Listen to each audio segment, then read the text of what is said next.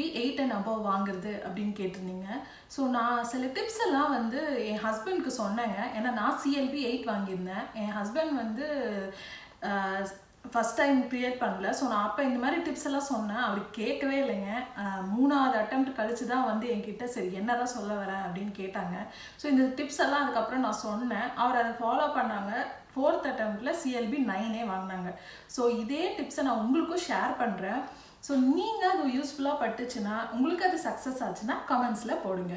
So இந்த IELTS இப்போதைக்கு listening மட்டும் நான் இந்த வீடியோவில் கவர் பண்ணுறேன். அதாவது என்ன பண்ணலாம், வாட் ஆர் த மந்த்ராஸ், அதுக்கப்புறம் வந்து ஒரு சின்ன எக்ஸசைஸும் நம்ம பண்ணி பார்ப்போம். ஸோ இது ஒரு வேளை உங்களுக்கு எல்லாருக்குமே யூஸ்ஃபுல்லாகி நீங்கள் கொஞ்சம் ரெஸ்பாண்ட் பண்ணிங்கன்னா நான் வந்து கண்டிப்பாக ரீடிங் ரைட்டிங் அப்படின்னா மிச்ச மாடல்ஸும் நம்ம பார்ப்போம். ஓகேங்களா? Point number 1, concentration. ஸோ கான்சன்ட்ரேஷன்றது ரொம்ப முக்கியம். ஏன்னா அந்த எக்ஸாம் பார்த்தீங்கன்னா நம்ம 45 மினிட்ஸ் வந்து ஹெட்செட் போட்டுட்டு அந்த எக்ஸாம் ஹாலில் நம்ம உட்காந்துருப்போம். ஸோ நம்ம எந்த ஒரு டிஸ்ட்ராக்ஷனும் இல்லாமல் நம்ம அந்த கொஸ்டின்ஸ் கேட்டால் மாத்திரம்தான் நம்மளுக்கு வந்து அந்த எந்த ஆன்சரையும் மிஸ் பண்ணாமல் வந்து நம்மளால் எழுத முடியும். ஏன்னா 35 and above வாங்கினாதாங்க CLB 8 and above நம்மளால் வாங்க முடியும். ஸோ 40 கொஸ்டின்ஸ் இருக்கும். நீங்கள் 35+ கொஸ்டின்ஸ்க்கு வந்து கரெக்டான ஆன்சர் பண்ணணும். ஸோ கான்சன்ட்ரேஷன் வந்து ரொம்ப முக்கியம். ஸோ நாங்கள் இந்த கான்சன்ட்ரேஷனை வளர்த்துக்கிறதுக்கு சின்ன சின்ன எக்ஸசைசஸ் பண்ணோம். அதாவது நான் என்ன பண்ணேன்னா, ஹெட்செட் போட்டு யூடியூப் வீடியோஸில் IELTS லிஸ்னிங் வீடியோஸே நான் எடுத்துட்டு ஆன்சர்ஸ்லாம் எழுதாமல் ஃபஸ்ட்டு கொஞ்ச நாளில் நான் என்ன பண்ணேன்னா, ஹெட்செட் போட்டுட்டு நான் வந்து கண்ணு மூடிட்டு அவங்க என்ன சொல்கிறாங்க, எப்படி பேசுகிறாங்க அப்படின்றத வந்து நான் கேட்டுட்டு இருந்தேன். ஸோ அது பார்த்திங்கன்னா நிறைய நம்மளுக்கு அந்த என்னென்ன வேர்ட்ஸ் யூஸ் பண்ணுறாங்க, எப்படி யூஸ் பண்ணுறாங்க, என்னென்ன பேசுகிறாங்க அப்படின்றது வந்து ஓரளவுக்கு நம்மளால் கிராஸ் பண்ண முடிஞ்சுது. ஸோ அந்த மாதிரி சில வீடியோஸை வந்து கண்ணை மூடிட்டு, அதாவது மெடிடேஷன் மாதிரி ஃபஸ்ட்டு கேட்டு பாருங்கள். அது கான்சன்ட்ரேஷனை வளர்க்கும். Number 2, listen to English everyday. அதாவது நம்ம டெய்லி ஏதாவது ஒரு இங்கிலீஷ் கான்வர்சேஷன் கேட்டுகிட்டே இருக்கணுங்க. மூவிஸாக இருக்கட்டும், இல்லை ஏதாவது யூடியூப் வீடியோஸாக இருக்கட்டும், BBC நியூஸாக இருக்கட்டும், நம்ம இங்கிலீஷில் அதை கேட்கணும். ப்ரிஃபரபிளி பிரிட்டிஷ் இங்கிலீஷாக இருந்தால் இன்னுமே உங்களுக்கு யூஸ்ஃபுல்லாக இருக்கும். ஏன்னா உங்களுக்கு அந்த வேர்ட்ஸ் கேட்க நிறைய கான்வர்சேஷன் கேட்க அவங்களுடைய ஸ்லாங் எல்லாம் உங்களுக்கு புரிய ஆரம்பிக்கும். ஸோ டெய்லி கண்டிப்பாக நீங்கள் ஏதாச்சும் ஒரு இங்கிலீஷ் கான்வர்சேஷன் கேட்டு தான் ஆகணும். பாயிண்ட் நம்பர் 3, ஸ்ட்ராட்டஜி வந்து ரொம்ப முக்கியங்க. ஸோ இப்போ பார்த்தீங்கன்னா IELTS லிசனிங்கில் 4 பார்ட்ஸ் இருக்குது. ஸோ அந்த ஃபஸ்ட்டு 2 பார்ட்ஸ் வந்து ஈஸியாக இருக்கும். லாஸ்ட் 2 பார்ட்ஸ் வந்து கொஞ்சம் டிஃபிகல்ட்டாக இருக்கும். ஸோ நம்ம அந்த ஃபஸ்ட்டு 2 பார்ட்ஸில் ஃபுல் ஸ்கோர் அடிக்கணும்.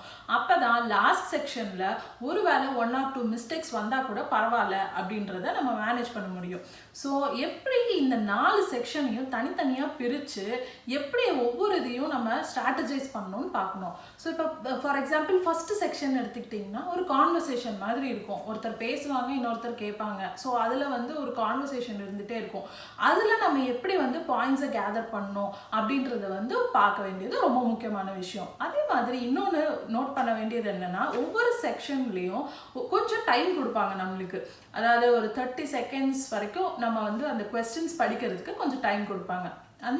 அந்த டைம் வந்து ரொம்பவே முக்கியம். அந்த டைமில் நம்ம எல்லா கொஸ்டினையும் கடகடன் படித்து அது வந்து நம்ம வந்து மேப் பண்ணி வச்சுக்கணும். அந்த கான்வர்சேஷனில் வந்து எப்படி இந்த ஒவ்வொரு லைனும் யூஸ் பண்ணுறாங்க அப்படின்ட்டு. ஏன்னா எப்பயுமே டைரெக்டாக அப்படியே அதே லைனை வந்து படிப்பாங்கன்னு சொல்ல முடியாது. சில கொஸ்டின்ஸ் அப்படியே இருக்கும், சில இது ட்விஸ்ட் பண்ணியும் இருக்கும். ஸோ நம்ம அந்த கொடுக்குற அந்த 30 செகண்ட்ஸ்குள்ளே எல்லா கொஸ்டினையும் படிச்சுக்கணும். அதே மாதிரி ஒரு கொஸ்டினுக்கு நம்ம ஆன்சர் பண்ணும் போதே அடுத்தது என்ன கொஸ்டின் இருக்குன்றதையும் பார்த்து வச்சுக்கணும். ஏன்னா நம்ம சில சமயம் வந்து அந்த ஆன்சரை மிஸ் பண்ணிட்டோம்னா டக்குன்னு அந்த நெக்ஸ்ட் கொஸ்டின் போயிடுச்சுன்னா ஓகே நம்ம ஏதோ மிஸ் பண்ணிட்டோம் அப்படின்னு சொல்லிட்டு அந்த கொஸ்டினை விட்டுட்டு அடுத்த கொஸ்டின் போகிறதுக்கு அது ரொம்ப ஹெல்ப்ஃபுல்லாக இருக்கும். ஸோ எப்பயுமே வந்து நல்லா கொஸ்டின்ஸை ரீட் பண்ணி மைண்டில் வச்சுக்கோங்க. ஸோ இதுக்கு நல்ல ஒரு ஸ்ட்ராட்டஜியை நீங்கள் தான் ஒர்க் அவுட் பண்ணணும்.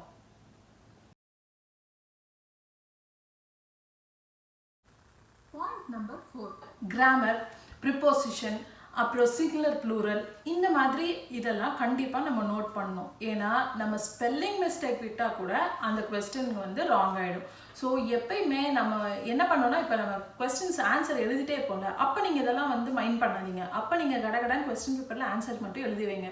லாஸ்ட் 10 minutes நம்மளுக்கு வந்து கொஸ்டின் பேப்பர்லேருந்து ஆன்சர் ஷீட்டுக்கு நம்ம ட்ரான்ஸ்ஃபர் பண்ணுறதுக்கு டைம் கொடுப்பாங்க. அந்த 10 minutes இந்த விஷயம் எல்லாம் கரெக்ட் பண்ணுறதுக்கு யூஸ் பண்ணிக்கோங்க. ஸோ கிராமரு இல்லை நம்ம கரெக்டாக எழுதியிருக்கோமா, ஸ்பெல்லிங் கரெக்டாக எழுதியிருக்கோமா, கேபிட்டல் லெட்டர்ஸ்லேருந்து எல்லாமே கரெக்டாக எழுதியிருக்கோமா அப்படின்றத நீங்கள் அந்த லாஸ்ட் 10 minutes யூஸ் பண்ணிங்கன்னா கண்டிப்பாக உங்களால் வந்து நல்ல ஸ்கோர் எடுக்க முடியும்.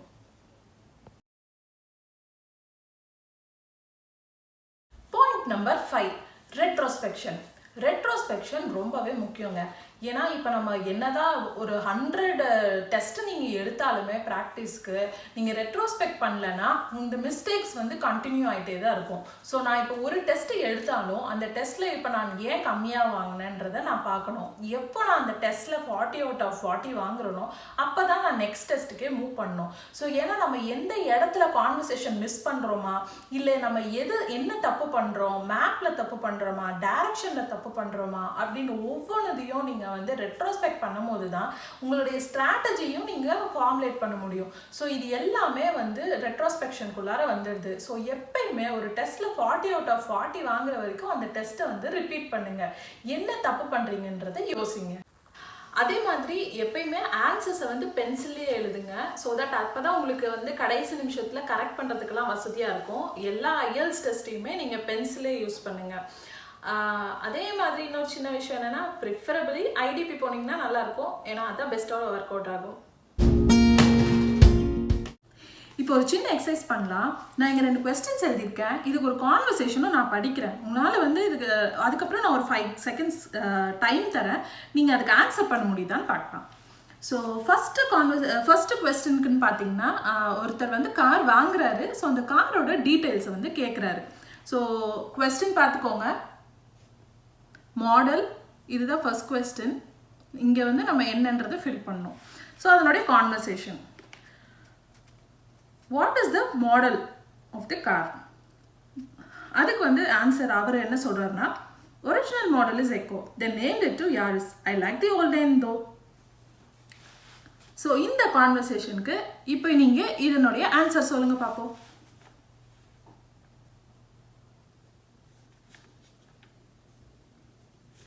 ஸோ நீங்கள் வந்து இதில் எக்கோன்னு போட்டிருந்தீங்கன்னா அது தப்பு. கரெக்ட் ஆன்சர் வந்து யாரிஸ். ஏன் அப்படின்னா அவங்க வந்து இந்த கொஸ்டினை வந்து ட்விஸ்ட் பண்ணுறதுக்காகவே வந்து அவங்க இந்த மாதிரிலாம் சொல்கிறாங்க. அதாவது ஒரிஜினல் மாடல் வந்து எக்கோ, ஆனால் இப்போ அதுக்கு வந்து யாரிஸ்ன்னு பேர் மாற்றிட்டாங்க, ஆனால் இனி ஃப்யூச்சரில் என்ன இருக்குமோ அந்த மாதிரி தேவையில்லாத கான்வர்சேஷன்லாம் பில்டப் ஆகும். ஸோ நான் ஃபஸ்ட்டு நாம் எப்படி எழுதணும் ஆன்சர் அப்படின்னா, நான் இந்த கொஸ்டின் அவங்க கான்வர்சேஷன் படிக்கும் போது நான் கடகடன் எக்கோன்னு எழுதிடுவேன் பென்சிலில். ஸோ நெக்ஸ்ட் வந்து தென் நேம்டு டு யாரிஸ் அவன் சொன்னோன்னா நான் ஒரு ஸ்ட்ரைக் பண்ணிட்டு டப்புன்னு யாரிஸ் அப்படின்னு எழுதிடுவேன். ஸோ இது எல்லாமே நான் ஆன்சர் பேப்பருக்கு மாற்றும் போது நான் எல்லாமே கரெக்ட் பண்ணி ஓகே கடைசியாக யாரிஸ் தான் கரெக்ட் ஆன்சர் அப்படின்னு சொல்லி நான் மாற்றணும். ஸோ இது ஒரு ஸ்ட்ராட்டஜி. ஸோ இப்போ நெக்ஸ்ட் கொஸ்டின் போவோம். நெக்ஸ்ட் கொஸ்டின் பார்த்தீங்கன்னா, நாட் மோர் தேன் 2 words அப்படின்ட்டு அந்த கொஸ்டின்லேயே உங்களுக்கு சொல்லியிருப்பாங்க. ஸோ அப்படியே நம்ம 2 wordsக்கு மேலே எழுதுனா அது வந்து தப்பு. அது என்னன்றதையும் நம்ம பார்க்கணும்.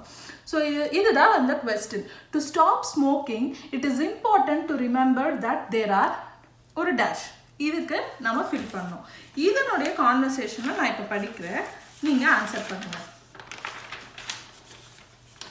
ஸோ இதனுடைய கான்வர்சேஷன் எப்படின்னா, first thing to remember is that there is not only one way what I'll give you today, various methods to choose from.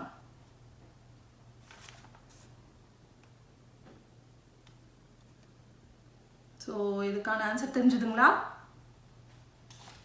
இதுக்கு இதனுடைய ஆன்சர் வேரியஸ் மெத்தட்ஸ். ஸோ இது பார்த்தீங்கன்னா டைரெக்டாக அவன் வந்து to stop smoking it is important to remember that there are various methods அப்படின்னு சொல்லலை. அவன் என்ன சொல்லியிருக்கான்னா, first thing to remember is that there is not only one way what I will give you today various methods to choose from. So அந்த various methods அப்படின்ற அந்த 2 wordsையும் நம்ம graph பண்ணி இங்கே போடணும். ஸோ இந்த மாதிரி நிறைய சின்ன சின்ன நீங்கள் இந்த மாதிரி நிறைய டெஸ்ட் எடுக்கும் போது தான் இதெல்லாம் புரியும். ஸோ மினிமம் ஒரு 100 ப்ராக்டிஸ் டெஸ்ட்டாவது எடுங்க. அப்போ தான் இந்த மாதிரி சின்ன சின்ன விஷயங்கள்லாம் நம்ம ஒர்க் அவுட் பண்ண முடியும். ஸோ நான் இந்த IELTS லிஸ்னிங் இன்னைக்கு கவர் பண்ணியிருக்கேன். இது உங்களுக்கு உண்மையிலே யூஸ்ஃபுல்லாக இருக்குன்னு நினச்சிங்கன்னா கமெண்ட்ஸில் போடுங்க. கண்டிப்பாக நான் அதனோட அந்த ரெஸ்பான்ஸை பொறுத்து ரீடிங் ரைட்டிங் அப்படின்றதுக்கான டிப்ஸையும் நான் கம்மிங் வீடியோஸில் போடுறேன். தேங்க்யூ.